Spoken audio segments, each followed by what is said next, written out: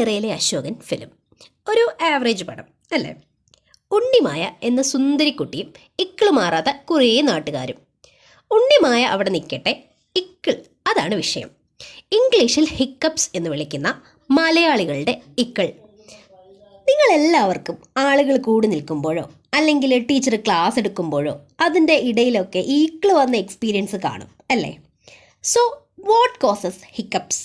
എന്താണ് ഇക്കിളിൻ്റെ കാരണം? Involuntary contraction of diaphragm, അതായത് നമ്മുടെ ചെസ്റ്റ് പോർഷനെയും വയറിൻ്റെ പോർഷനെയും തമ്മിൽ തിരിക്കുന്ന മസിലാണ് ഡയഫ്രം.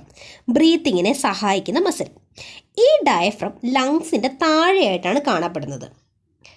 ഡയഫ്രം ചുരുങ്ങുമ്പോഴാണ് ഇക്കിൾ ഉണ്ടാവുന്നത്. ഓരോ കൺട്രാക്ഷനു ശേഷവും വോക്കൽ കോഡുകൾ പെട്ടെന്ന് അടയുന്നു. അങ്ങനെയാണ് ഹിക്ക് എന്ന സൗണ്ട് പുറത്തു കേൾക്കുന്നത്. ഇനി ഇതിൻ്റെ പിന്നിലെ റീസൺസ് ആണ്, ഹിക്കപ്സ് വരാനുള്ള കാരണങ്ങൾ. ഹിക്കപ്സ് വരാൻ ഒരുപാട് റീസൺസ് ഉണ്ട്. അതായത് ധൃതിയിൽ ഫുഡ് കഴിക്കുക, ധൃതിയിൽ വെള്ളം കുടിക്കുക, അസിഡിറ്റി, ഇൻഡൈജഷൻ, അതായത് ഈ ഗ്യാസിൻ്റെ ഒക്കെ പ്രോബ്ലം ഉള്ളവർക്ക്, സ്പൈസി ആയിട്ടുള്ള ഫുഡ് കഴിക്കുന്നവരിൽ, മദ്യപാനികളിൽ, പുകവലിക്കാരിൽ, പെട്ടെന്നുള്ള ഇമോഷൻസ് ലൈക്ക് പെട്ടെന്നുള്ള കരച്ചിൽ, ദുഃഖം, excitement, nervousness or tension, shock, ഇങ്ങനെയൊക്കെ വരുന്നത് മൂലം ഹിക്കപ്സ് ഉണ്ടാകുന്നു. ഇനി ഇതെങ്ങനെ നിർത്താം? Hold your breath. ഒരു ഡീപ്പ് ബ്രെത്ത് എടുത്തതിന് ശേഷം കുറച്ചു നേരം അങ്ങനെ ശ്വാസം പിടിച്ചു വെച്ചിട്ട് പിന്നെ പതിയെ ശ്വാസം പുറത്തേക്ക് വിടുക. അങ്ങനെ ചെയ്യുന്നത് വഴി ഒരു പരിധിവരെ നമുക്ക് ഹിക്കപ്സ് കുറയ്ക്കാവുന്നതാണ്.